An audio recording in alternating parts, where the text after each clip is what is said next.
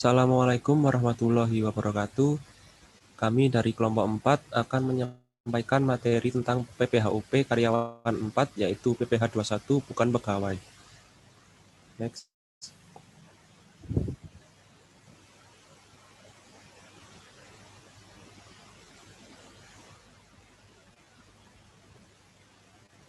Kelompok kami terdiri atas saya sendiri, yaitu Muhammad Ridha Abdillah, Bella Amalia Putri Ansori, Yanti Ulita Lumbantobing, Talia Nazunala, dan Atriana Dita Rahmawati. Next.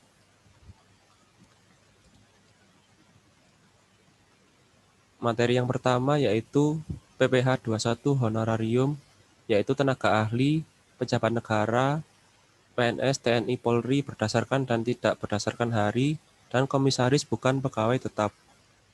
Next.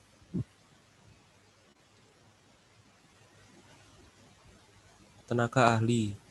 Tenaga ahli merupakan seseorang yang melakukan pekerjaan bebas, yang terdiri dari dokter, konsultan, notaris, akuntan, pengacara, arsitek, aktuaris, dan jasa penilai. Peraturan DJP nomor per strip 16 garis miring PJ garis miring 2016, tenaga ahli dikategorikan ke dalam penerima penghasilan sehubungan dengan pekerjaan jasa dan bukan sebagai pegawai atau karyawan. Saran tarif penghasilan kena pajak PPh pasal 21 bagi tenaga ahli sesuai dengan Undang-Undang Perpajakan nomor 36 tahun 2008, yaitu pasal 27 ayat 1 yang berbunyi A. Penghasilan kena pajak sampai dengan 50 juta rupiah sebesar 5%. B. Penghasilan kena pajak mulai dari 50 juta rupiah sampai dengan 250 juta rupiah sebesar 15%. C. Penghasilan kena pajak antara 250 juta rupiah sampai dengan 500 juta rupiah sebesar 25%. Dan D. Serta penghasilan kena pajak di atas 500 juta rupiah sebesar 30%. Next.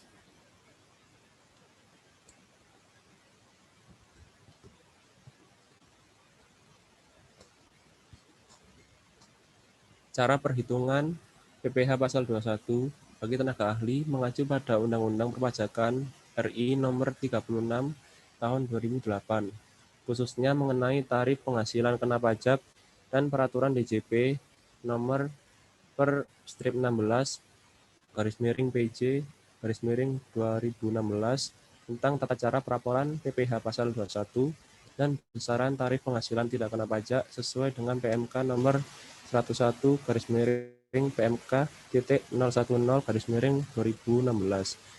Perhitungan PPh 21 bagi tenaga ahli dengan penghasilan berkesinambungan, yaitu pertama, tenaga ahli dengan penghasilan lebih dari satu pemberi kerja. Rumus menghitung PPh 21 tenaga ahli penghasilan berkesinambungan yang menerima penghasilan lebih dari satu pemberi kerja adalah dalam kurung penghasilan bruto dikali 50%, kemudian hasilnya dikali tarif pajak pasal 17. Penghasilan bruto dihitung secara kumulatif. Kemudian yang kedua, tenaga ahli yang memperoleh penghasilan hanya dari satu pemberi kerja, rumus perhitungannya adalah dalam kurung penghasilan bruto dikali 50%, kemudian hasilnya dikurangi PTKP dan dikali tarif pasal 17. Apabila dalam 1 tahun periode pajak, tenaga ahli tersebut memperoleh penghasilan berkesinambungan hanya dari satu pemberi kerja, maka mereka dapat mengajukan pengurangan penghasilan kena pajak berupa tunjangan PTKP. Syarat utama tenaga ahli yang mendapat tunjangan PTKP tersebut adalah mendapatkan penghasilan hanya dari satu pemberi kerja, memiliki NPWP atau fotokopi NPWP suami bagi wanita kawin beserta surat nikah dan kartu keluarga. Next.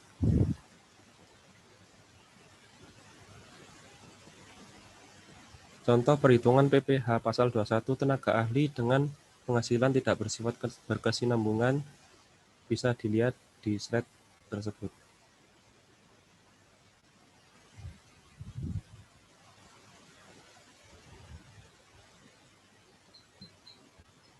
PPh 21 Honorarium Pejabat Negara. Pajak penghasilan pasal 21 yang terutang atas penghasilan selain penghasilan sebagaimana dimaksud dalam pasal 2 ayat 2 berupa honorarium atau imbalan lain dengan nama apapun yang menjadi beban APBN atau APBD dipotong oleh bendahara pemerintah yang membayarkan honorarium atau imbalan lain tersebut.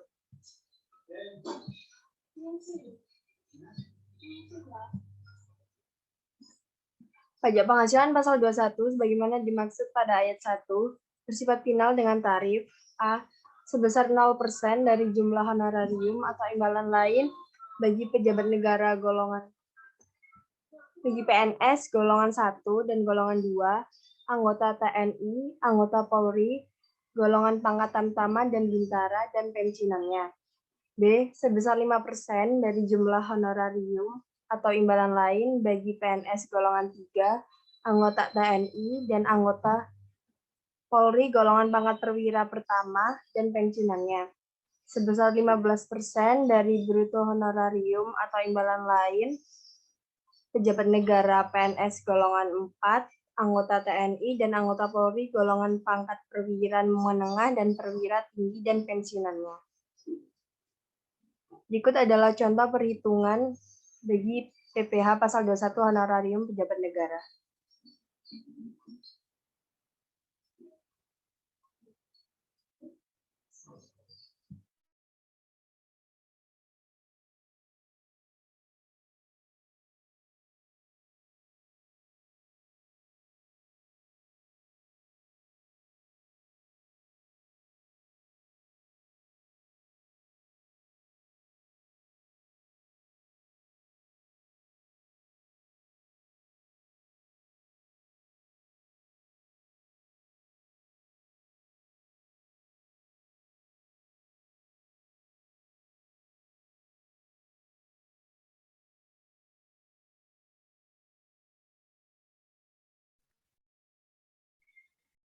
Selanjutnya yaitu PPh 21 honorarium.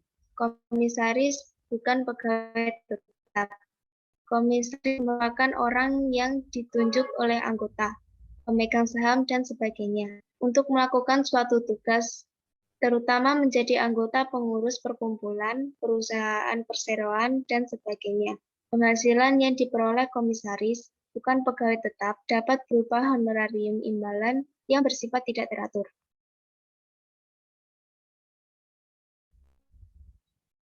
Next.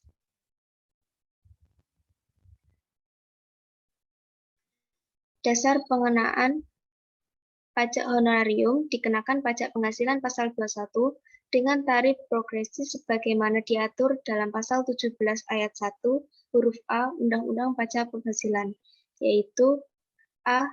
Lapisan penghasilan kena pajak sampai dengan 50 juta dikenakan tarif 5%. Dan B. Lapisan penghasilan kena pajak di atas 50 juta sampai dengan 250 juta dikenakan tarif 15%. C. Lapisan penghasilan kena pajak di atas 250 juta sampai dengan 500 juta dikenakan tarif 25%. Dan terakhir, lapisan penghasilan kena pajak di atas 500 juta dikenakan tarif 30%.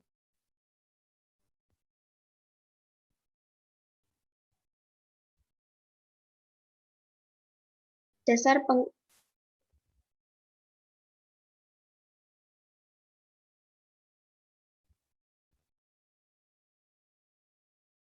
berikut merupakan contoh perhitungannya.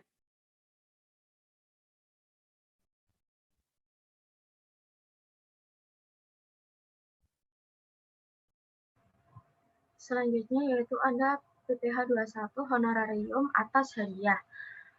Terdapat 4 pasal di dalam Peraturan Direktur Jenderal Pajak Nomor per 11 PJ/2015 tentang pengenaan pajak penghasilan atas hadiah dan penghargaan. Yang pertama yaitu ada pasal 1 terdiri dari hadiah undian adalah hadiah dengan nama dan dalam bentuk apapun yang diberikan melalui undian. Yang kedua, hadiah atau penghargaan perlombaan adalah penghargaan yang diberikan melalui suatu perlombaan atau adu ketangkasan.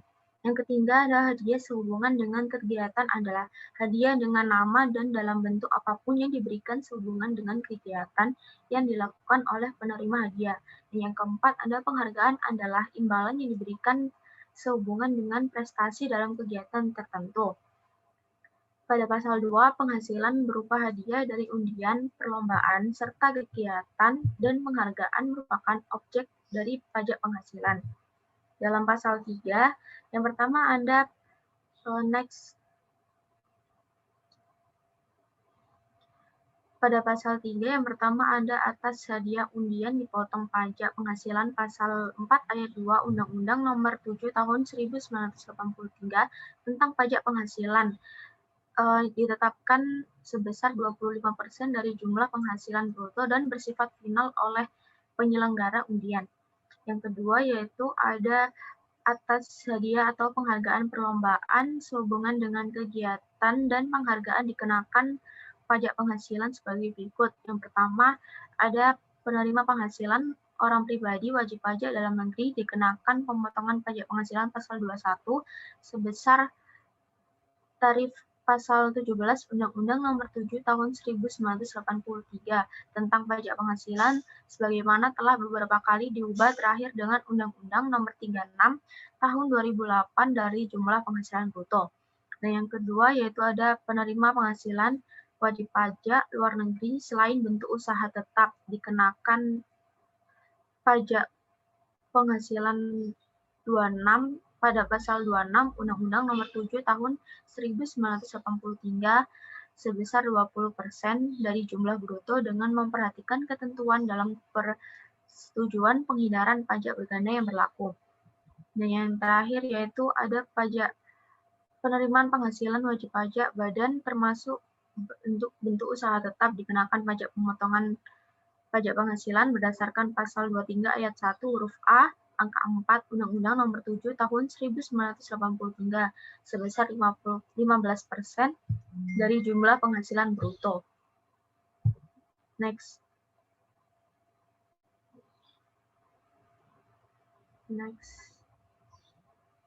Berikut adalah contoh perhitungan dari pajak atas hadiah.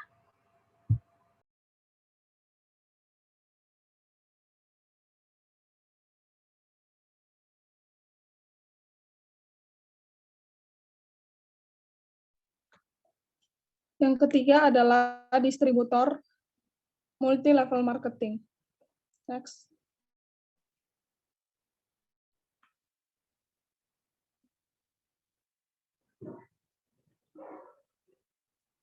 Multi-level marketing adalah metode penjualan berjenjang. Semua agen multi-level marketing adalah distributor perusahaan. Untuk memperluas jaringan distributor, distributor tingkat pertama dapat menarik distributor yang disponsori, dan seterusnya. Menjadi agen multi-level marketing biasanya merupakan pilihan karir, tetapi seiring dengan pertumbuhan bisnis ini, memberikan peluang pendapatan yang cukup besar. Secara teoritis, penjualan melalui mekanisme multi-level marketing adalah sistem di mana individu bertindak sebagai member, distributor, atau agen perusahaan multi-level marketing untuk langsung menjual kepada konsumen secara berantai. Next.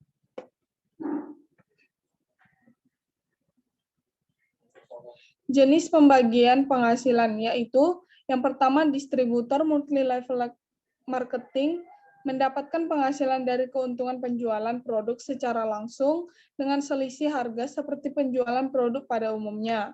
Yang kedua adalah komisi atau bonus sebagai distributor pendapatan penjualan atau omset jaringan yang telah dibangunnya sehingga semakin besar dan semakin banyak jaringan yang ia miliki, maka semakin besar pula kesempatan memperoleh pendapatan.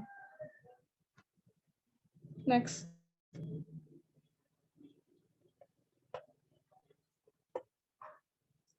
Cara perhitungan pajak.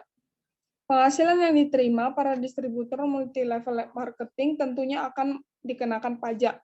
Dari ketiga sumber penghasilan di atas, cara perhitungan pajaknya seperti Cara perhitungan pajaknya dibagi dua. Yang pertama, atas penjualan secara langsung dari kategori nomor 1 yang dikenakan PPh sesuai aturan PP 46 tahun 2013, yaitu PPh sebesar 1% dari jumlah peredaran bruto. Jadi angka yang dijadikan dasar bukanlah keuntungan atau margin selisih harga beli dengan harga jual, melainkan langsung dari nilai penjualan atau bruto. Perhitungan dan pembayaran PPh 1% ini harus dilakukan setiap bulannya.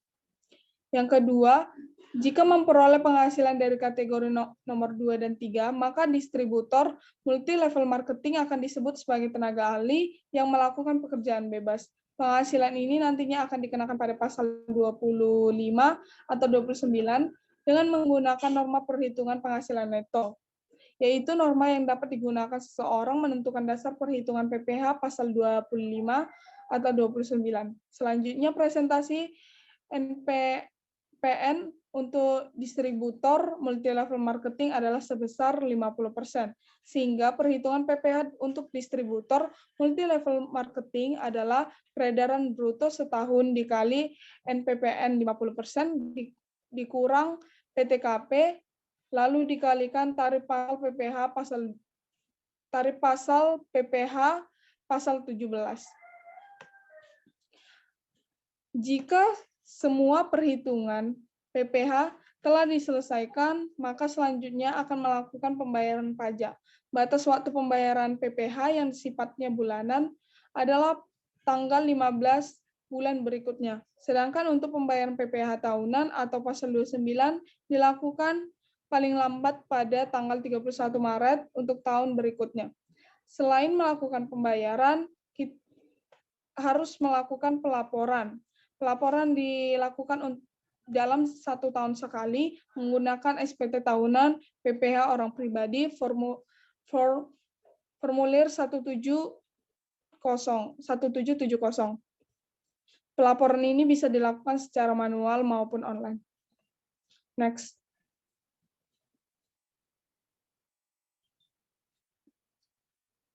Demikian hasil kerja kelompok kami yang dapat kami presentasikan. Jika ada yang bertanya, dipersilahkan. Sekian dari kami. Terima kasih.